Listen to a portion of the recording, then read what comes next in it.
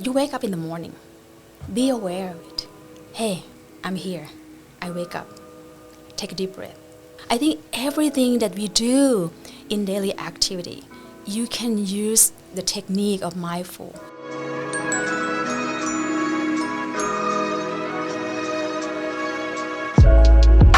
This season, Ripples, Physician Wellbeing will focus on the theme of facets of compassion. Compassion for self, others, and society. The Long School of Medicine Office for Graduate Medical Education utilizes a compassion course to combat feelings of imposter syndrome, guilt, or shame with challenging patient outcomes, as well as teaching mindset adjustments to promote higher self-kindness. For each facet of compassion, we'll provide you with an episode about recognizing when an instance can require grace and the pebble to activate it. We're happy you're with us. Let's create some ripples. So hello and welcome again to our second podcast in our series on compassion and really how to enhance those qualities in our personal lives, but also in the lives of those we interact with. I'm your host, Dr. John Crand, and I'm joined once again by my co-host, Dr. Veena Prasad. Welcome, Veena. Yeah, I'm just so happy, John, that we are doing the second episode of Compassion Podcast. Yes.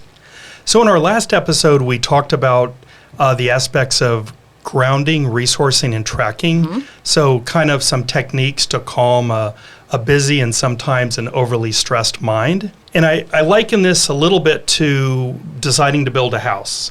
And you pick out a plot of land and you realize you're going to have to remove the rocks and the thorny bushes and the cactus and all the other obstacles to get kind of a level space to build your house.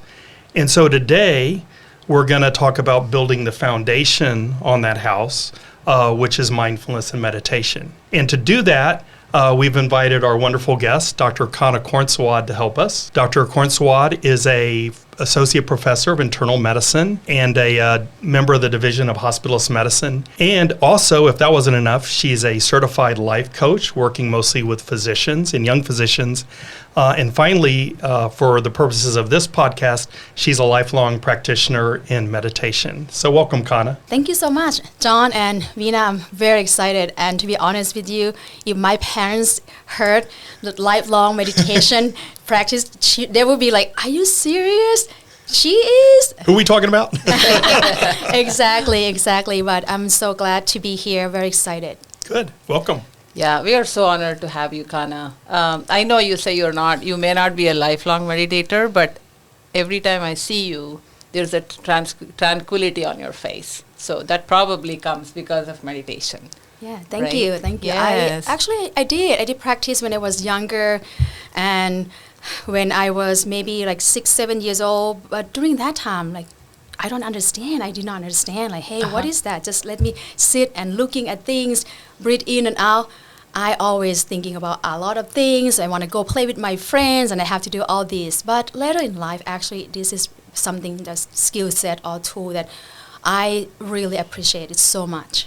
Yeah, that's probably what John was talking about, clearing all the things before you build a foundation, right? So yes. You already had a foundation. So, it's always, we talk about practicing mindfulness and meditation is the, in a way, groundwork for us to feel compassion towards others, towards ourselves, towards everybody. So, can you talk to us about that a little bit? Yeah, definitely. I love it when you touch on compassion towards ourselves. Include that, because a lot of time when you think about compassion, you might think about, compassion toward others. But I think the key also including yourself in that. And if you think about compassionate living in every day of us, so you think about the feeling when you see someone suffering, right? And you're feeling like, I want to help. I want to have some action. And this is something that I learned. I was just kind of reading through about definition of compassion. One thing that they're talking about would be noticing, feeling, and responding. So it is just beautiful when you touch on noticing. And how can we notice, right, if you don't have the basic of be able to having practice mindfulness. I think that's something that beautiful, the ability to pay attention. You understand that, hey, that person is another human as well. and you yourself too. We're all so hard on ourselves. We are so like self-criticism. Yes. I don't know that you guys think this is so true or not, but Very much so. yes. Especially the population physicians themselves are very self-critical. Yeah, right, we're our of worst themselves. critics for sure. Yes. Yes, and once you kind of pay attention and non-judgmental, you pay attention, you have ability to be curious, open mind, and that's the groundwork that you have. And to get to be mindfulness, practice meditation, I think that just kind of go along quite well, and that's what we have been practicing before we can even have like compassion. And I think compassion is something that we can cultivate it. I was just watching the video on YouTube actually from Sharon Salzberg. She's a meditation pioneer. Yes. Yes, I'm sure you guys have Yes. heard of her Loving name. kindness meditator, right? Yes, she Yes. is. She is. And it's amazing when she was talking about just like compassion is something that you can cultivate it, and it's just you actually notice or observing things. And Yes. that's already the basic of compassion with Yes. mindfulness. Yeah, very well said, Kana. Thank you. So Kana, in our course, we talk about some of the components of ethical mindfulness being heedfulness, mindfulness, and awareness. Can you talk a little bit about those components and how they kind of work together? Yeah, and I have to thank to all of you guys who actually introduced me. I learned about mindfulness, but when it comes to ethical mindfulness, and I just like, what is that? What does it mean? And with the three components, you talk about heedfulness, and heedfulness is something that you're aware of your actions that can harm others, and you're conscious about that, right? And we talk a little bit already. We already touched on mindfulness, and that's something that you being understand your mind. You kind of know what you're thinking. You watch it. You understand your core value. And the last thing is the awareness. When I look at mindfulness and awareness, I feel like awareness is something that you're aware of your speech, your action, and mindfulness. You're actually aware of your thoughts. You know exactly what you're thinking. So all together will help you with making decision in terms of ethical mindfulness, being aware of what you do to affect others. So it's the awareness that really starts this process in a way. We are aware of things around us, within us, right? Yes. So that brings me to a next question for you, Kana. So there is a metaphor that we talk about always for meditative practice. Mind is sometimes compared to an elephant, or in some, they also is compared to monkey mind versus monk mind. So I guess to do monk mind, it takes many years of practice. But let's stick with the elephant. So that's the mind. And then rope is a way of meditation that we kind of anchor it with a stake. That's the area of focus. And then we also, our mind, rational mind, as a metaphor for meditative practice, right? So explain that to us, please. Okay. So when I think about that, you wake up in the morning. The studies show that 47%, almost half of your thought actually wander. Your mind just wander around. So the other half, maybe you can focus, right? So then how can we actually increase that percentage? How would you do that? So if you imagine, I love the metaphor that you mentioned, talking about elephant. The elephant is just like so wild, want to go around, just like our mind, my mind right now, thinking about, oh my gosh, what I'm going to have for dinner. Even when we're talking, even like just like split second, you actually start like wander around. Yes. So that's what we talk about elephant. So then you have the stick. You want to have something that to focus on, your attention, and you have the rope to tie the elephant to the stick, right? So the rope is just your kind of meditation, your mindfulness, and you have the trainer who always kind of want to tap.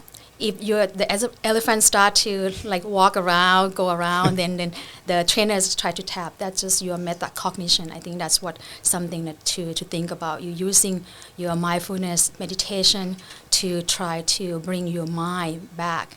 But of course, I think it's not easy, right, John? What do you think? Oh, some people say that your mind is going to wander and you're going to bring it back, and it's going to wander and you're going to bring it back, and then it's going to wander 1,000 times and you're going to bring it back 1,001 times. And I know a lot of people think that in doing that they're failing, that they're somehow unable to meditate because their mind keeps wandering. And oftentimes I remind those people that's actually the practice. You're actually being successful when you notice that your mind's wandered and then you manage to bring it back. That itself is the practice. And so you're being successful. And the beautiful thing about meditation is the more you bring it back, the easier it becomes. And the more likely it is to stay in place. That's the awareness, right? Yes. Bringing awareness. This reminds me of an incident that a couple of years ago. I was working with an individual, anger management. Mm-hmm. So they have tried everything, and then they said, I really have so much anger, I don't know what to do about it. I said, how about 5 minutes of meditation every day on your way out from work? That individual thought, Dr. Prasad, really 5 minutes? Okay, first day, very skeptical. We did 5 minutes of mindfulness. I said, how about tomorrow? 5 minutes. Sure. And the third day, on intention, I did not call. I said, we don't need to. So 4:10, I get this text, are we not doing that thing? So I said, sure. And then I said, what made you come here? And the individual said, that monkey mind kind of was settling down. So after 2 weeks, they were able to do for 12 minutes. So even 30 seconds makes a difference in mindfulness, right? Yes. Yeah, I so totally agree. this is so interesting as you were talking about the metaphor, and I just think about it and say, oh my God, this is so profound. And I like the term you said, metacognition. That's Yes. something we should always remember. And John, I would love for you to talk about your experience in the Omega Institute. Oh, yeah. So I got to tell my story about my favorite T-shirt I've ever seen before. So I'm in a week-long, it's mindfulness-based stress reduction program at the Omega Institute, which is a beautiful place in upstate New York. Highly recommend it. And as I'm there, I see a guy walking with a T-shirt that said, I've meditated for 20 years, and all it got me was 2 seconds. And obviously those 2 seconds are between stimulus and reaction. So can you talk a little bit about that really essential aspect of meditation is helping give you those 2 seconds? Yes. Well, 2 seconds. You might think, 2 seconds, oh, what do you mean? Like nothing there. But actually, when you time it, I actually was timing myself. Hey, what can I do in 2 seconds? Actually, I can take a deep breath in and out pretty quickly. And that's a space that you can have. And why it's important, I think it's so important because things that we do nowadays, we just kind of keep going like go, go, go, go.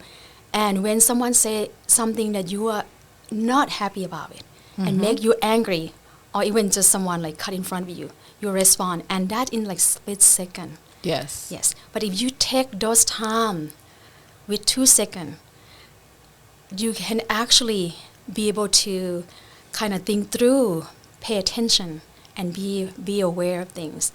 And I think that's why meditation actually can help with increasing this gap, right? So you have your mind, you always respond. They call it amygdala brain, like you just respond right away. But when you have meditation, your meditation have been proven, evidence-based, that it actually can affect your brain. They even did the MRI of people. I think that's what they did Yes. with the monks. And it showed that actually it just helped you have this space in between. And I love one quote from Dr. Viktor Frankl. He's an Australian psychologist. Austrian, yes. Right, Yes, Austrian, yeah, I'm sorry, yeah. yes. And he was talking about between stimuli and response, there's a space. And in that space is our power to choose our response. Yes. In our response lies our growth and our freedom. I think it's just so powerful, beautiful said, with the space that we can choose what to do. Yes. We have to choose response versus reaction, right? That's the space that we need to Yeah. develop. Oh, beautifully said. Kana, you wear so many hats. and you're a physician and a hospitalist, right? Yes. So there must be some tense moments. Then you also work as a coach, and I'm sure sometimes you do take some of the trauma when people talk with you, and also you're part of the compassion course. So there are so many things you do. I'm sure there are times like it just gets overwhelming, I'm sure, with how life is. So please tell us about mindfulness and meditation. How has that helped you in grounding and then getting up in the morning, doing your thing, and moving on? Yes, I can also put on another hat. I don't think I have enough hats. You don't give me enough hats. I need another One more hat, hat we right? give you. One more hat. A hat of a patient myself. So I think mindfulness, I kind of jokingly with you all about my parents, we would laugh at me because when I was younger, I kind of practiced meditation, but did not understand much. But later in life, when I mentioned early on, meditation and mindfulness practice not only when you're angry or you're upset that it will help you, but when it's times of uncertainty, it actually definitely helped you. And during those times, I'm talking about when I was having a kidney failure, then my kidney is not working, so then I start build up toxin, and my body respond one way, but my mind respond so badly. As a physician, you nervous, you think about everything. I can't even think of sitting here. I was just thinking about in the past. Oh, I should have done this. I should have done that. Maybe I shouldn't do this. That's why maybe I get sick because of that. And in the future, what's going to happen to me? Am I going to be able to come back and be a doctor ever again? What's next? So your mind is just like even more than a monkey. I was just like thinking all day long. And meditation actually be part of the things that I start practicing. Besides being able to focus, I also be able to be there with all the symptoms that I have. I'm aware of it. I have cramps. I can't brush my teeth. Yes, I have cramps. I'm cramping right now. Just be aware of it. Sometimes I feel pain so much at nighttime, I couldn't sleep. Okay, I have this.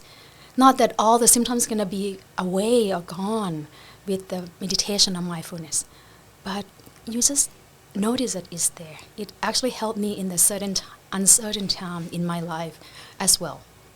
Yes, yeah. I have also read that if with chronic pain, if you're mindful, the chronic pain, you're able to handle it better. Maybe that talks about how being aware is you don't react to it, rather than you look at it and then deal with it, right? So far we have had some wonderful conversation with you, right, John? It's been so Amazing. interesting. Yes. So we ask all our guests before at the end of the podcast to leave us with a pebble, and then a technique. Anything you choose. So even if somebody is listening, they don't listen to all of it, but they would be able to practice just that technique that we call it as a pebble. Okay. So what would be something that No you pressure. could teach us? No pressure. Just give me take home point right now, right? Exactly. Okay. So one thing that I can think of, because when you think about meditation or mindfulness, some people might be like, oh, maybe it's too hard for me. I can't do it. I don't have time. This is a lot of people will be like, I don't have time for that. 1 minute? Nah, I don't have time. I actually do something that I think can be helpful. Will be like you wake up in the morning. Be aware of it. Hey, I'm here. I wake up. Take a deep breath. I'm walking to the bathroom. Be aware of the walk. Okay. Brush your teeth. I'm brushing my teeth. Be aware of it. And even eating, I think you might heard about weight loss, right? Even eating, be mindful. Mindful eating. Yeah, mindful eating. I'm sure you heard of that. I think everything that we do in daily activity, you can use the technique of mindful. Maybe not full meditation. If you can do that, that's great. If you cannot, maybe you can start with that. Hey, pay attention. You're driving. Sometimes it's so autopilot. I'm gonna go to work. Oops, I'm supposed to go to the clinic. No, you're supposed to go to the hospital. Oh my gosh, I forgot. So that's something that happened to all of us sometimes, like autopilot. So I think bring that to the things that you do without feeling like this is another thing that I have to do, another burden. No, it's something that you can actually apply in everything you do in life. You know, I love that example. And when I talk about washing dishes as doing that as a mindful action.